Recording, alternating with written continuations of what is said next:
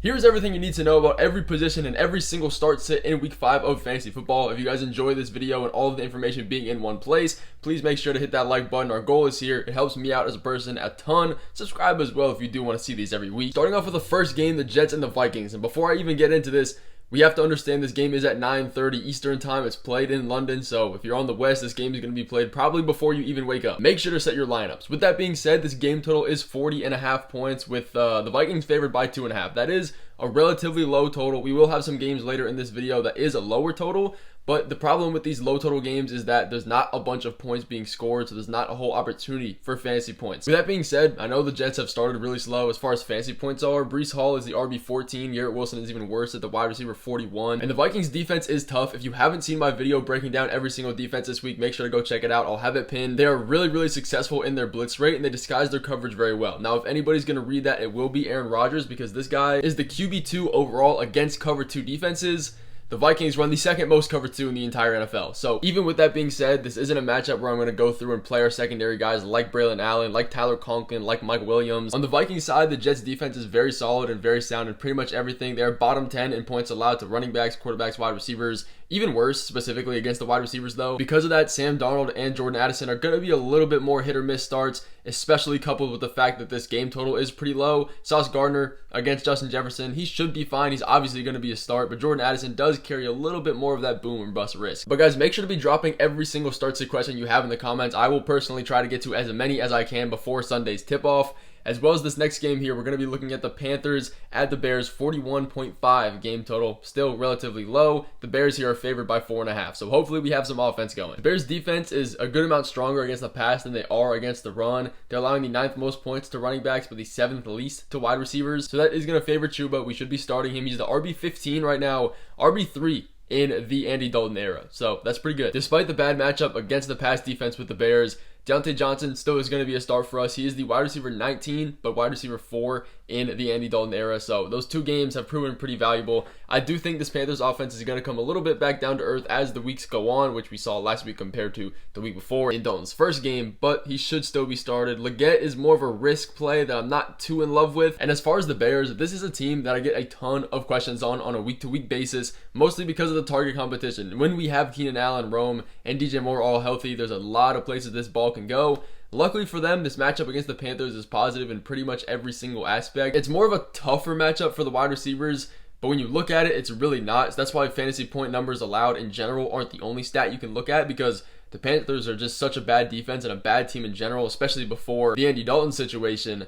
Every team was blowing them out, so the running backs are going to have better fantasy points because nobody has to pass on them. So their wide receiver numbers are a little bit fudged. It's still a really good matchup for them. But the problem for the Bears is more themselves than it is the Panthers defense. And I'll show you the facts. This right here is JSN's route tree with Shane Waldron in this offense. And now here it is without him. And you look at this with DJ Moore. Now that he's with this offense, this is DJ Moore's route tree. And this is what it was without him. So it's definitely a play calling issue. It's really frustrating to watch. Pretty much everybody on this Bears team is going to be a flex play. But moving down to the next game with the Browns at my Commanders, a game total of 44.5 points. The Commanders are actually favored by 3 points. Now, I've been seeing everybody take the Commanders over the Browns in this matchup, and I don't want you guys to jinx it, but it is very possible that they do win this game because Deshaun Watson has been absolutely terrible. I know you guys hear me say that all the time. He hasn't had one game at all this entire season over 200 passing yards, which, okay, that's bad. That's fine.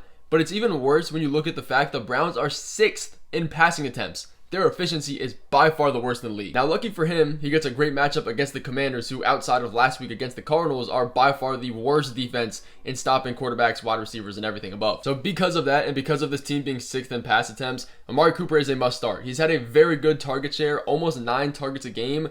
They're just not catchable, and they're bad balls. If Njoku plays, he's going to be a start as well. And Ford, Judy, they're fine flex plays, but a little bit less of a ceiling. On the Commander side of things, let's get it out of the way. Jaden Daniels is going to be a start. I know the Browns defense is very tough. He has the rushing upside to keep him safe. As a Commanders fan, I'm still a little bit hesitant. I don't fully trust this offense. This matchup is going to be a really telling one. By far the hardest defense that they've had to play against. Terry he's probably going to be a start just because there's really no one else to go to with this ball. Brian Robinson isn't going to play, so Austin Eckler is going to be a start as well.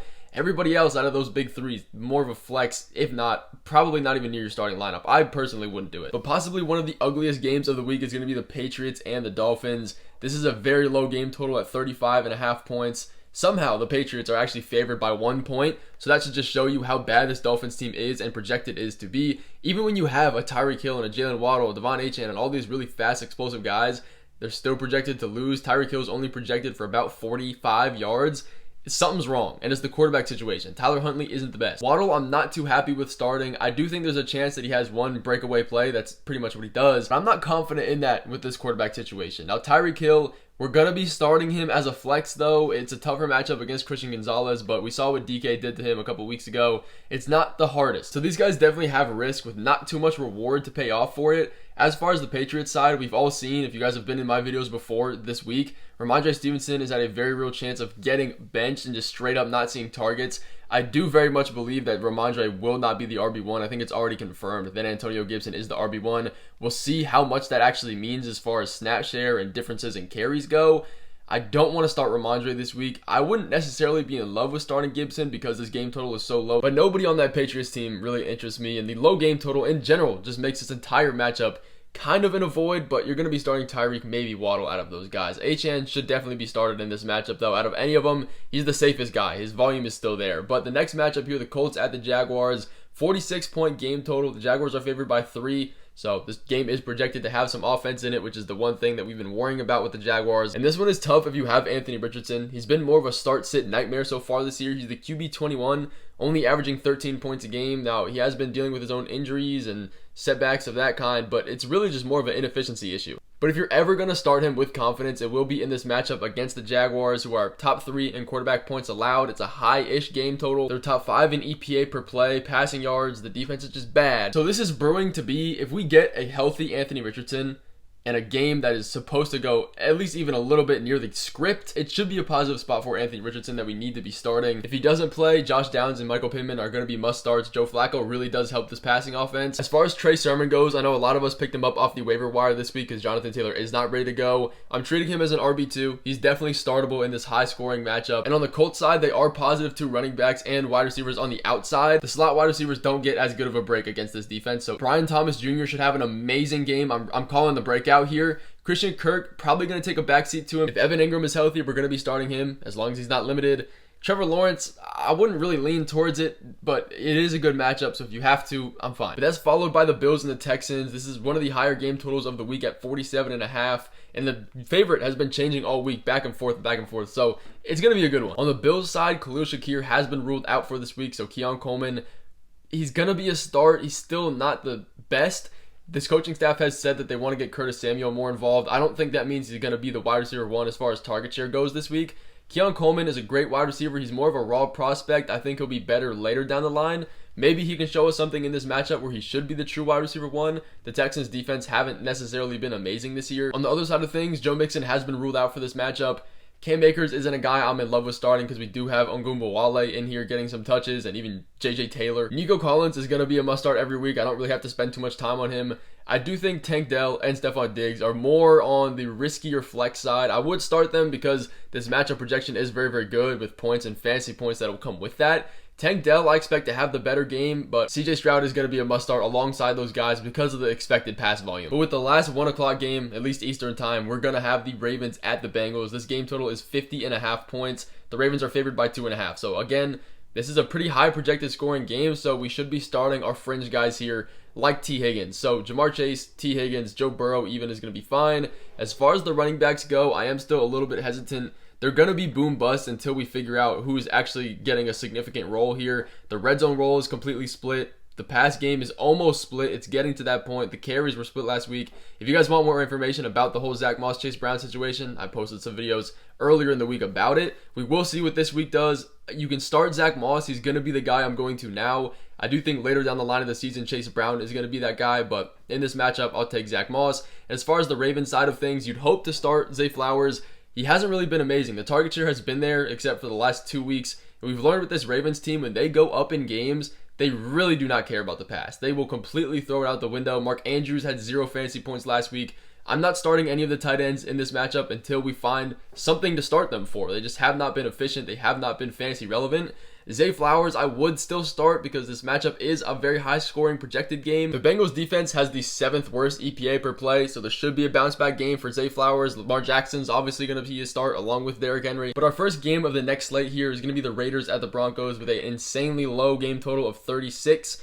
The Broncos, surprisingly enough, are favored by 2.5 at home. A lot of that has to do with the fact that Devontae Adams is out for this week. Now, I'm not surprised. They say it's a hamstring. He's just holding out because they want that trade. That's no issue to the fantasy football life of this week, though. Jacoby Myers isn't a strong start as well. He gets a matchup against Patrick Surtain, which, if you've been around this page for at all this season, you know what I'm going to say, so I will keep it generally brief. Patrick Surtain is allowing the least amount of points to wide receiver ones of comparable value, like actually good wide receiver ones, like Mike Evans and like DK Metcalf, averaging less than 6 points allowed to those wide receivers.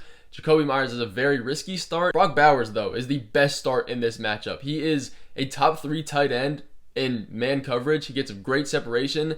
In zone, he is pretty bad, but the good news is the Broncos run the 2nd most man coverage in the entire NFL. This should be an amazing game for Brock Bowers. If you're placing bets, I'm taking his over on his receiving yards, but really nobody else outside of maybe Jacoby Myers is going to be startable. I don't want to deal with Zamir White or Alexander Mattison. On the Broncos side, Courtland Sutton, Javonte Williams, they're both flex guys that I'm not completely in love with because this game total is so low, but I don't want to be starting Bo Nix. The tight ends have a terrible matchup here. They're not startable anyways, but the Cardinals and the 49ers are next up here with a high game total of 49.5 points. The Cardinals are underdogs by 7.5, a touchdown. That's pretty low. Now, the Cardinals, they have, I guess, a pretty spotty offense. They were supposed to have a great matchup against the Commanders last week. They absolutely did nothing. We do have Trey McBride coming back into this offense, though, which does kind of up my hopes a little bit. McBride will be started. Kyler Murray will still be started. The Cardinals are going to be down in this game, so it's going to lean to more passing volume. Their defense is absolutely terrible as well, so Marvin Harrison Jr. is obviously a start, and Michael Wilson, he's been really good as far as underlying stats go with separation rate and efficiency. It just hasn't turned to fantasy points. I do believe at some point in the season it will, and he will uptick in volume and just general fantasy value.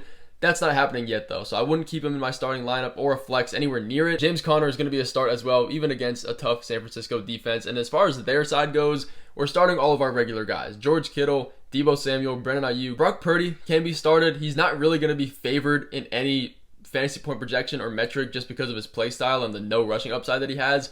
And the involvement of Jordan Mason, who gets 20 carries a game. He's obviously going to be started. Brock Purdy's a viable guy for me if you want him. The Giants and Seahawks, as we can imagine, the Seahawks are favored by a touchdown this week. The game total is 43 points. It's going to be very ugly for the Giants considering they don't have Malik Nabers, pretty much their only source of offense. That does make Wan'Dale Robinson a start this week. It's going to be a little bit less explosive as you'd think. He is probably going to see north of a 30% target share because there's just nobody else here to get targets that gets good separation. But the Seahawks defense is pretty good. They are dealing with a ton of injuries, so it does give a little bit of room for Wan'Dale and everybody else in this offense, but he's literally the only guy I'm going to be starting here. I really do fear for this offense without Malik Nabers. And on the Seahawks side of things, you're starting your regular guys. The Giants defense is pretty bad. Kenneth Walker is fully healthy with his oblique injury. He's going to be good to go, so I would start him. Zach Charbonnet, I guess, can be a fine flex play if you need it, in the fact that the Seahawks should be rolling over this Giants team. So if it does get out of hand, maybe he gets more touches at the end of the game, or at least receptions. He was doing pretty good in that last week and all year. He is a very good receiving back in general. I'm not running to start him in my starting lineup, though. Geno as well has a little bit of a lower floor because this matchup isn't going to be close, at least presumably. So it's going to be more of a run-heavy game for the Seahawks. JSN and Tyler Lockett as well are a little bit more risky of flex plays. I would go JSN over Lockett, but in a matchup where the Seahawks don't really need to pass, it is carrying a little bit more risk than usual, so just keep that in mind. Then we have the Packers at the Rams, which I do like this matchup for a specific group of people. This game total is 48.5 points. The Packers are favored by 3 at home. Now, it is a great matchup for the wide receivers. The Rams in general have a terrible defense, even worse against wide receivers. So everybody here should eat. Jaden Reed should eat. Romeo Doubs. I'm starting all of these Packers guys. Even Tucker Kraft can earn a starting slot for me. Just understand he's going to be more boom bust as far as touchdowns go because there's so many options here. Josh Jacobs is a must start as well. I see him getting north of 15 rushing attempts this game in a matchup against the Rams. They don't have a good run defense either. The Packers should be up more than their projected points to win by is. I think they're going to lean on him. The only problem that's been with Josh Jacobs is his touchdown efficiency. The Packers' offense and red zone scheme has just been to pass, so that's not really his fault. It's holding him back. I do think this is a game where he finds that end zone. He will be a startable guy. And on the Rams side, we're seeing Tutu Atwell and Jordan Whittington kind of emerge as the wide receiver 1 and 2 here. Granted, last week was really the only week that we saw that, and somebody has to fill in for Puka and Kupp while they're gone. I think Jordan Whittington is going to be your bet. I would start him at flex out of all of these other guys, but they're all low-end flex wide receiver options. I'm not in love with it. The game total is high. The Rams should be passing. Jordan Whittington would be the guy that I pick. Colby Parkinson has a good matchup. The Packers allow the most points to tight ends, but how much volume can we really expect and put him in our lineups with? So he's more of a touchdown-dependent guy. If you're having a bunch of tight end problems, you can go with it. Kyren is going to be a must-start, obviously. Matthew Stafford, not great. But going down to look at the Cowboys and Steelers, it's a 43.5 game point total, and we do actually have the Steelers favored, which is kind of crazy. But the Cowboys defense hasn't necessarily been amazing, or at least as good in previous years. So because of that, we are going to be starting Najee Harris. Now, we saw his floor last week, even with no Jaylen Warren. He still can be absolutely terrible. I don't think it's going to be that bad this week, though. George Pickens is going to be a safe wide receiver, too. I'm starting this week. Justin Fields is a borderline top 10 quarterback as well. He does carry risk because it is Justin Fields, but the rushing upside is going to keep him there. And either way this game goes, he's going to be viable because the Steelers go up early. That means he's scoring touchdowns, and a lot of them are probably going to be rushing touchdowns from what we've seen in the Steelers' red zone philosophy. And on the other side, let's say they go down big. He's going to have to pass a lot, which means more fantasy points on the way. So Fields, I'm fine with starting. As far as the Cowboys go, we don't have Brandon Cooks in this offense probably for another few weeks. That makes Jalen Tolbert a fringe play if you want to put him at flex. I don't think he's a strong one this week. Again, he's one of those guys that has really good underlying numbers and efficiency. It just hasn't translated to fantasy points yet. He's not the strongest play. Obviously, CeeDee Lamb is going to be started. Rico Dowdle isn't a great start this week either because the Steelers defense is one of the best against stopping the run. The Cowboys also do play significantly worse on the road. It makes me think Dowdle isn't going to have the best game. He's going to need a touchdown to be efficient. Dak Prescott, borderline start at quarterback. I'm really only going to be starting our staple guys, Jake Ferguson, CeeDee Lamb. But finally, our Monday night game with the Saints at the Chiefs. This game total is 43.5 with the Chiefs favored by 5.5, even with Rashee Rice out of this offense. Now, everybody's asking what to do with the Chiefs guys. The thing is, we're going to be starting Mahomes. We're going to be starting Worthy. We're going to be starting Kelsey. Everybody else, get them as far away from your starting lineup as possible simply because they're way too unpredictable to trust. Now, Worthy still isn't going to be the most predictable. Neither is Travis Kelsey, but the passes have to go somewhere. They are favored by 5.5 points. The game total isn't insanely low. Someone's got to score. With no Pacheco, with no Hollywood Brown, with no Rashee Rice, those guys are fine to put in your starting lineup. Now, as far as the Saints go, they are a more top-heavy offense, meaning they don't really get anybody involved outside of their big three of Alvin Kamara, Rashid Shaheed, and Chris Olave. Those guys I am starting this week. It is a little bit more of a positive matchup for Rashid Shaheed as far as the defensive philosophy of the Chiefs go. Olave has the tougher end of that, obviously taking the majority of the focus on the defense, but also just as far as their play style goes with Shaheed being a downfield guy. But that is going to finish off this video. Thank you guys so much for tuning in, and I will see you on Monday for the waiver ad videos. I hope your week in fantasy goes absolutely amazing.